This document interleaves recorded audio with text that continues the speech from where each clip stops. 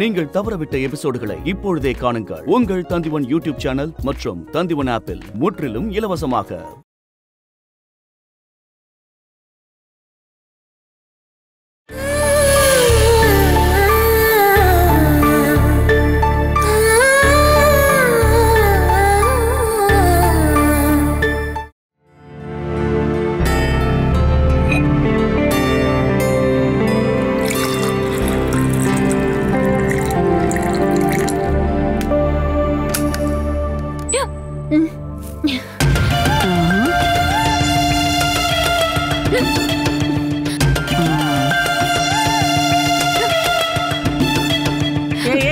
என்னாச்சு ஆஷா?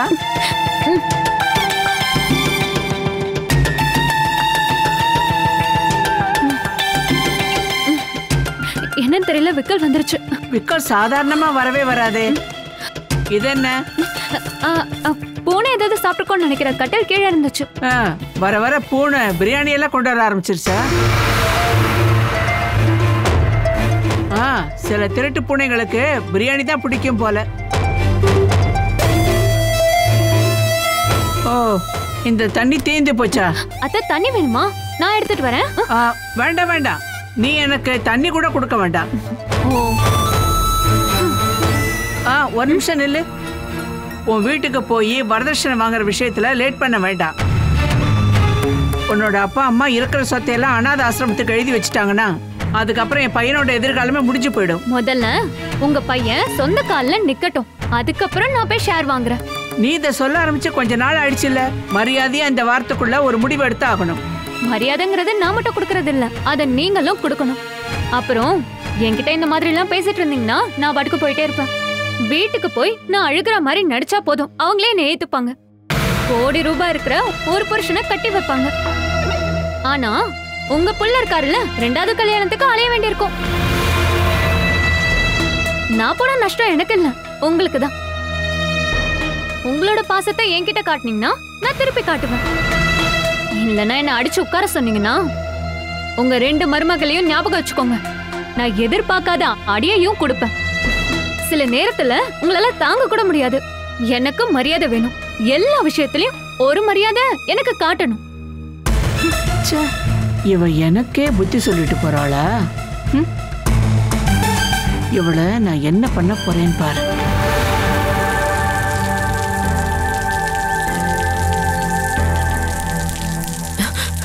ஐயோ மேடம், இதெல்லாம் நீங்க பண்றீங்க? என்கிட்ட கொடுங்க. மேடம் ரொம்ப கஷ்டப்படக்கூடாதுன்னு தான் சார் என்ன வேலைக்கு வச்சிருக்காரு. அதுக்கு லாலி சரியான நேரத்துக்கு இங்க வரணும்ல. இன்னைக்கு காலையில வரேன்னு சொல்லிட்டு போன ஆளு இப்ப மணி என்னாச்சு? அது வந்து மேடம், நான் தேவா சாரோட அம்மாவை கூட்டிட்டு செக்கப்புக்கு ஹாஸ்பிட்டலுக்கு போயிட்டு வந்தேன். பசங்க 2 பேரும் இங்கிலாந்துல இருக்காங்க. அவங்களுக்கு ஏதாவது ஆச்சுன்னா ஹாஸ்பிட்டலுக்கு நான் தான் கூட்டிட்டு போகணும். சும்மா ஒண்ணும் இல்லையே, அவங்கதான் சம்பளம் கொடுக்கறாங்களே. ஓ, எல்லாத்தையும் சம்பளத்துக்காக செய்ய முடியுமா? இது ஒரு உயிர் சம்பந்தப்பட்ட பிரச்சனை இல்ல. சார் இப்ப வரைக்கும் இன்னும் வரலையா? வந்திருந்தா கார் இங்க இருந்திருக்கும்ல. அது எப்பயுமே ஒர்க் ஷாப்ல தான் இருக்கும். நீங்க தப்பா நினைக்கலன்னா நான் உங்ககிட்ட ஒரு விஷயம் சொல்றேன். உங்க குடும்பத்துல கலகத்தை உண்டாக்குறதுக்காக நான் இதை சொல்லல. மேடம் ஏமாந்துட கூடாதுன்றதுக்காக தான் சொல்றேன். மதியானம் 2 மணிக்கு மேல இருக்கும்னு நினைக்கிறேன். நான் பாட்டியை கூட்டிட்டு ஹாஸ்பிட்டலுக்கு போகும்போது நம்ம சார் அங்க பார்த்தேன். கூடவே அவளும் இருந்தா, அந்த மீரா.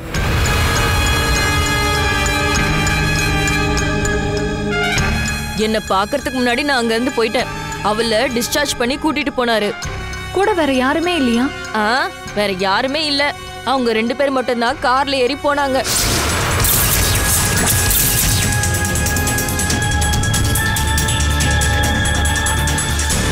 நீங்க ஹாஸ்பிட்டலுக்கு வாங்கன்னு கூப்பிட்டா அவர் நேரம் இல்லைன்னு சொல்றாரு. ஏதோ ஒரு பொண்ணுக்காக அவர் ஹாஸ்பிட்டல்ல காத்து கிடக்குறாரு, பாத்துக்கிறாரு, நிம்மதியா இருக்கிறாரு. அது மட்டும் இல்லாம இந்த காலத்துல யாரையும் நம்பவே கூடாது.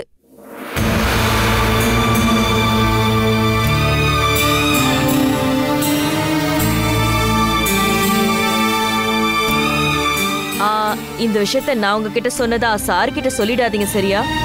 உங்க புருஷனை கடவுளா பாக்குறவங்க கிட்ட என்னால சொல்லாம இருக்க முடியல. அதனாலதான் நேரங்கட்ட நேரத்துல நான் இங்க வந்திருக்கேன். இதெல்லாம் தெரிஞ்ச மாதிரி காட்டிக்காதீங்க.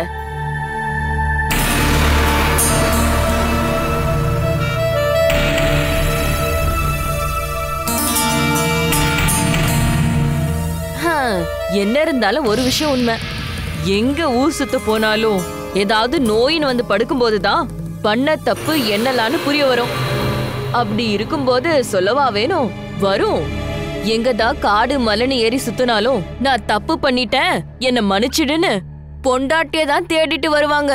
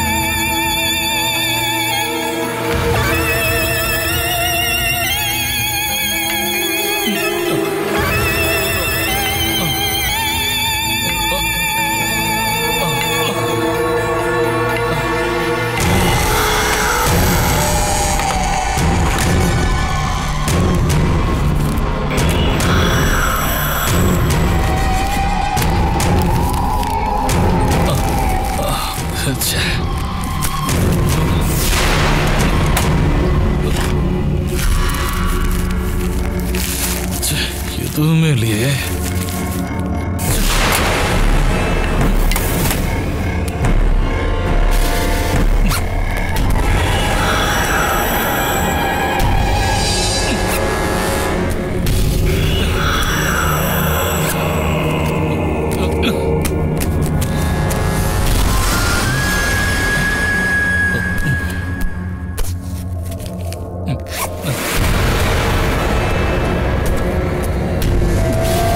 என்ன பண்ணிக்கிட்டு இருக்கீங்க? சொன்ன கேளுங்க. பேக் குடுங்க. ஒளிச்சு வச்சிருக்க. இதுல பாத்தீங்கன்னா மளிகை கடைக்காரனுக்கு கொடுக்க வேண்டிய காசு மட்டும் தான் பாக்கி இருக்கு. வேற எதுமே இல்ல. அது நான் உங்களுக்கு தர மாட்டேன். குடுங்க. குடுங்கன்னு சொல்றேன்ல. சொல்லிக்கிட்டு இருக்க. ஓடி அந்த பக்கம்.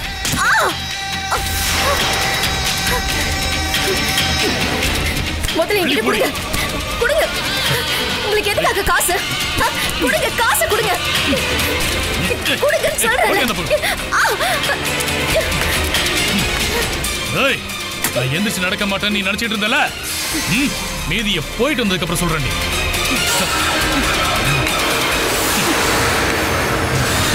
எனக்கு பணத்தை கொடுங்க. ஏங்க, நான் சொன்னது உங்களுக்கு கேட்கலையா? ஏங்க, சொல்றது கேளுங்க. போகாதீங்க. ஐயோ அம்மா. வாயை மூடிட்டு கிட.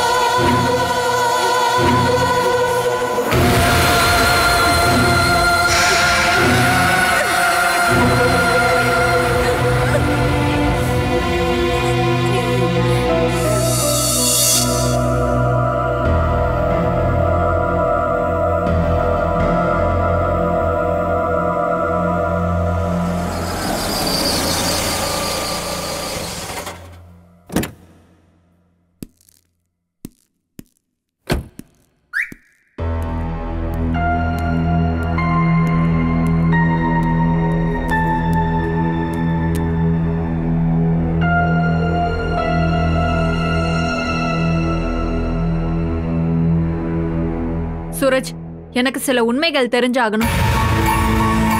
சூரஜ் என்னை விட்டு போறதுக்கு சரியா சொல்லணும்னா நிறைய காரணங்கள் இருக்கு. ஆனா அது எல்லாத்தையுமே நீங்க புரிஞ்சதுக்கு அப்புறமா தான் நம்ம ஒன்னா சேர்ந்து வாழலாம் நம்ம முடிவெடுத்தோம். அதுக்கப்புறம் ஒரு செகண்ட் கூட என்னோட மனசுல இருந்து நான் உங்களை வெளியில தூக்கி போடவே இல்லை. ஆனா இப்போ நீங்க என்கிட்ட திருப்பி காட்டுறது என்ன? நான் என் கடமையில இருந்து மாறவே இல்லை. மனசுக்குள்ள சந்தேகத்தை வச்சு சந்தேக கண்ணோட பாக்குறதாலதான் மனசு வெறுத்து போச்சு. அதை புரிஞ்சுக்க. அப்படின்னா என் மேல இருக்கிற பாசம் குறையவே இல்லையா? நீ சந்தேகப்படுறியா? நான் இந்த அளவுக்கு சந்தேகப்படுறதுக்கு காரணமே நீங்க தான். உங்ககிட்ட முகமூடி இல்லன்னும் யார்கிட்ட எந்த தப்பும் பண்ணலன்னும் இனிமே என் மூஞ்ச பார்த்து உங்களால சொல்லவே முடியாது. இன்னைக்கு சூரஜ் ஆபீஸ்க்கு போனீங்களா? அங்கிருந்து தானே வர. ஆனா இன்னைக்கு மத்தியானத்துக்கு அப்புறம் நீங்க ஆபீஸ்க்கு போகவே இல்லையே. அது உனக்கு எப்படி தெரியும்? அந்த கம்பெனிக்கு கால் பண்றதுக்கு ஒரு ஃபோன் நம்பர் இருக்கு. கால் பண்ணி கேட்டேன். நீங்க எங்க போனீங்க? உன் கேள்விக்கு பதில் சொல்ல நான் ஒன்னும் ஸ்கூல் பையன் கிடையாது. டீச்சர் ஸ்டூடெண்ட் மாதிரி இல்ல, ஒரு பொண்டாட்டிங்கிற உரிமையோட தான் நான் கேக்குறேன். சூரஜ் எங்க போயிருந்தீங்க? பதில் சொல்றதுக்காக நீங்க பொய்ய தேடாதீங்க. பதில நானே சொல்றேன். ஹாஸ்பிட்டல்ல இருந்து மீராவை இன்னைக்கு நீங்க டிஸ்சார்ஜ் பண்ணிருக்கீங்க. அவளை வீட்டுல கொண்டு போய் விட்டீங்களா இல்ல உங்க இஷ்டத்துக்கு ஏத்த மாதிரி வேற எங்கேயாவது கூட்டிட்டு போனீங்களா? சமிலி, நான் சொன்ன இவ்வளவு விஷயங்களும் உண்மையா இருந்தா மீதியெல்லாம் நடக்கிறதுக்கு ரொம்ப நாள் தேவைப்படாது. சமிலி, தேவையில்லாத யோசனைகள் உன்னதான் பிரச்சனையில மாட்ட வைக்கும். எனக்கும் மீராவுக்கும் நீ நினைக்கிற மாதிரி எந்த ஒரு அஃபேரும் கிடையாது. என்ன நம்ப வைக்கிறதுக்காக நீங்க இனிமே என்ன போய் வேணாலும் சொல்லுவீங்க. நான் மரியாதை வச்சிருக்கிற, பாசம் வச்சிருக்கிற, நம்பிக்கை வச்சிருக்கிற சூரஜ் போய் சொல்றதை என்னால ஏத்துக்கவே முடியல. சமிலி, வேண்டாம். அவ கூட உங்களுக்கு எந்த சொந்தமும் வேண்டாம். இனிமே அந்த சொந்தம் தொடர்ந்துச்சுன்னா உங்களுக்கும் உங்க குழந்தை கிடைக்காது.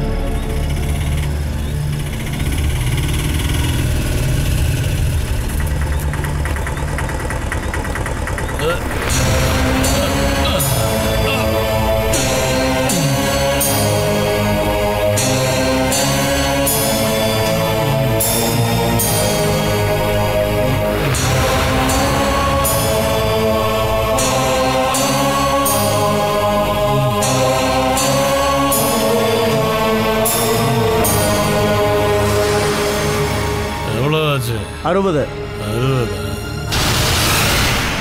ரிட்டர்ன் சவாரிக்கு யாரும் வரமாட்டாங்க.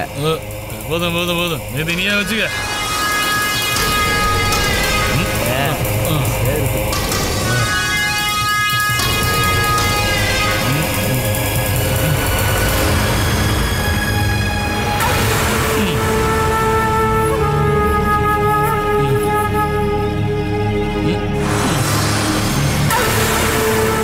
நீ யாருக்கு காத்துட்டு இருக்க? எல்லாம் வந்தவன வழி அனுப்பி வச்சுட்டு நின்றுட்டு இருக்கியா? இனி உதயனுக்கு வேணாம். இதுக்காக தான் நான் கஷ்டப்பட்டு வேலை பார்த்து சம்பாரிச்ச பணத்தை நீங்க எடுத்துட்டு போனீங்களா? ரொம்பவே கஷ்டப்பட்டுட்டேன். ஏய், அதை பத்தி பேசவே கூடாது. ஐயோ, நான் இங்க படுத்து கிடந்தப்போ நீ வேலைக்குன்னு சொல்லிட்டு எங்கெல்லாம் சுத்திட்டு வந்தடி. கால் ஊனி நடக்கலான்னு வந்தப்போ முதல்ல நீங்க தேடி போனது ஒயின் ஷாப்ப தானே? இனி அடுத்த கண்டுபிடிப்பு, நான் எங்கெல்லாம் போறேன், யாரெல்லாம் என் கூட இருக்காங்க, அது எல்லாத்தையுமே நீங்க கண்டுபிடிங்க. நீ என்ன கலாய்க்கு தான் சொல்றேன்னு எனக்கு நல்லா தெரியும். ஆனா இனி அடுத்து நான் பண்ண போறது அதான். முதல்ல நீ சொன்ன மாதிரி ஒரு கம்பெனி இருக்கான்னு தேடி கண்டுபிடிப்பேன். அங்க நீ வேலை பார்க்கறியான்னு செக் பண்ணுவேன். அதெல்லாம் உண்மைன்னு எனக்கு தெரிய வந்துச்சுன்னா நீ எப்பேற்பட்டவங்கிறத அவங்க தெரிஞ்சுக்கணுங்கிறதுக்காக நான் அங்க வந்து சொல்ல வேண்டிய. ஒருவேளை நீ அங்க வேலை பார்க்கலன்னா என் செல்லா குட்டிய நான் படுத்து கிடந்த பெட்டை நீ ரெடி பண்ணி வச்சுக்கடி. உன்னை நான் அங்கதான் படுக்க வைப்பேன். எனக்கு ஒரு காலும் ஒரு கையும் தாண்டி உடைஞ்சது. ஆனா ஒரு 2 காலையும் கையையும் உடைச்சு போட்டுருவேன். ஒரு நாளைக்காவது நீங்க நல்ல அந்தஸ்துள்ள மனுஷனா வாழ்ந்து காட்டணும்னு எனக்கு ஆசை இருந்துச்சு. இப்போ அதுவும் இல்லாம போச்சு. இப்படி தேவையில்லாம பேசாம சாப்பிட எடுத்து வேடி.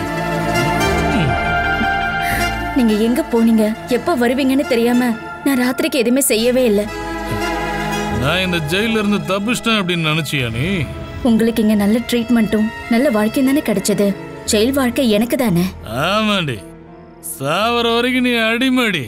இல்லைன்னா இங்கிருந்து தப்பிச்சு ஓடுறி. ஓடி போடி. நான் இங்க இருந்து போனா நீங்க தப்பிச்சிடுவீங்க. அதுக்கான வழியை நான் ஏற்படுத்த மாட்டேன். நான் முடிவெடுக்கிற வரைக்கும் தாண்டி உனக்கு ஆயுசு இருக்கு. எனக்கு நீ வேண்டான்னு முடிவெடுக்கும் போது உனக்கு ஒன்னு அப்படி புதைச்சிருவேன்.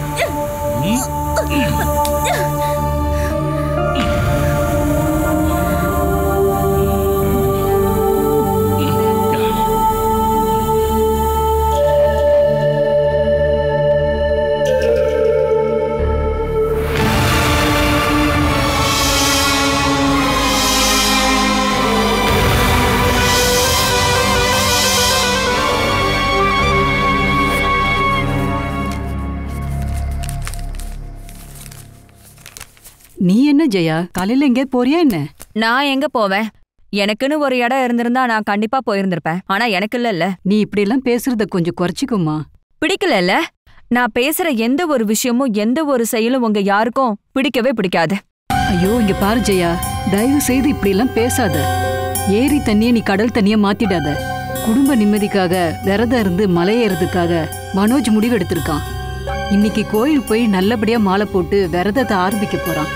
நீ இப்படி தேவையில்லாம ஏதோ பேசிட்டு இருந்தா அவனுக்கு கோவம் வந்து விரதமே வீணா போயிடும். ஓ, மலைக்கு போக மாலை போடுறதுக்காக தான் இவ்ளோ காலையில போயிருக்காரா?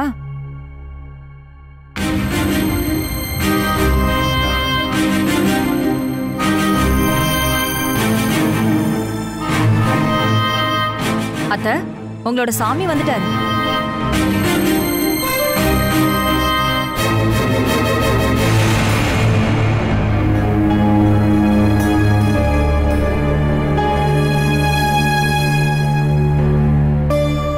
இந்தாங்கம்மா.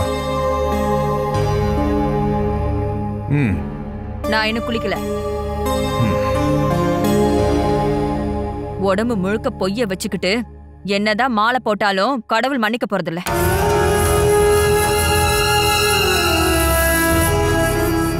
பதினெட்டு படி இல்ல, அதுக்கு மேல எத்தனை படி ஏறினாலும் ஐயப்பன் அருள் கொடுக்க போறதில்ல.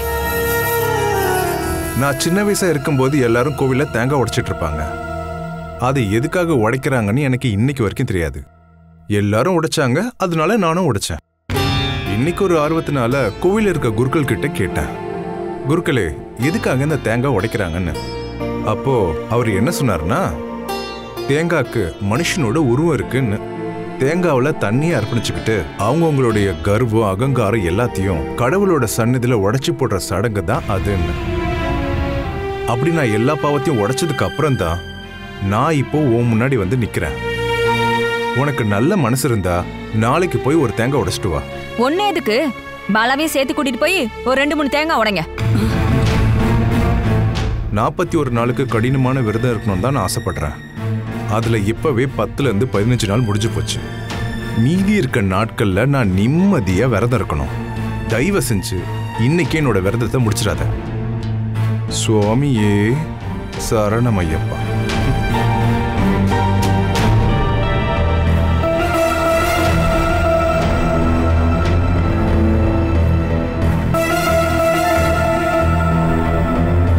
இங்க பாரு ஜோபின், உனக்கு தான் விஷயம் தெரியும்ல.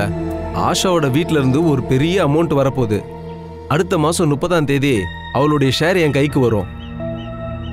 அவங்களுக்கு சொந்தமான 2 பங்களாவும் கொஞ்சம் பணமும். என்னது, பணம் எப்படியும் ஒரு 50 லட்சம் ரூபாய் வரும். அதை ஒரே டைம்ல பேங்க்ல போட முடியாதுல்ல. உனக்கு சேர வேண்டிய 1 லட்ச ரூபாயும் சேர்த்து ஒரு 5 லட்ச ரூபாய் நான் தரேன். ஏய், நீ அதை 3 மாசம் கழிச்சு கொடுத்தா போதும். சரிடா, அப்புறம் கால் பண்றேன்.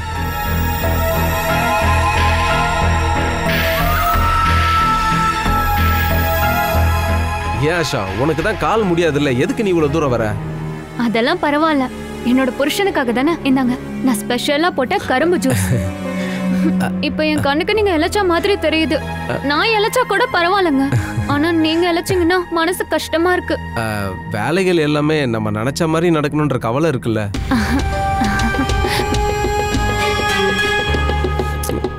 இந்த வீட்டோட பத்திரத்தை அடகு வச்சுதான் நான் ஊர்ல சொந்தமா வெஹிக்கிள் பிசினஸ் ஆரம்பிச்சேன். அது இப்போ பாதியிலேயே நிக்குது. அப்புறம் கொஞ்சம் பேருக்கு ஒரு 4 to 5 லட்சம் ரூபாய் கொடுக்கணும். எல்லாத்துக்கும் பரிகாரமா எனக்கு நீ மட்டும்தான் இருக்க. உன்னுடைய ஷேர் கிடைச்சிடும்ன்ற நம்பிக்கையில தான் நான் எல்லார்கிட்டயும் சொல்றேன். இந்த மாசத்துலயே அப்பாக்கு வக்கீல் நோட்டீஸ் அனுப்பலாம். எனக்கு வர வேண்டிய ஷேர் அவங்க கொடுக்கலனா சட்டப்படி நம்ம நடவடிக்கை எடுக்கலாம்.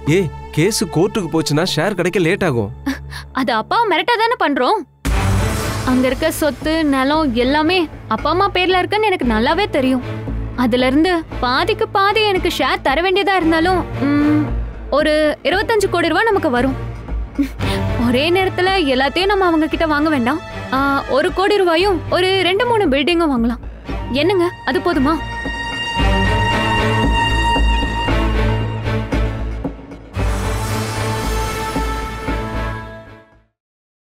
Catch us on TV, Thandivan app, thandivan.com and YouTube.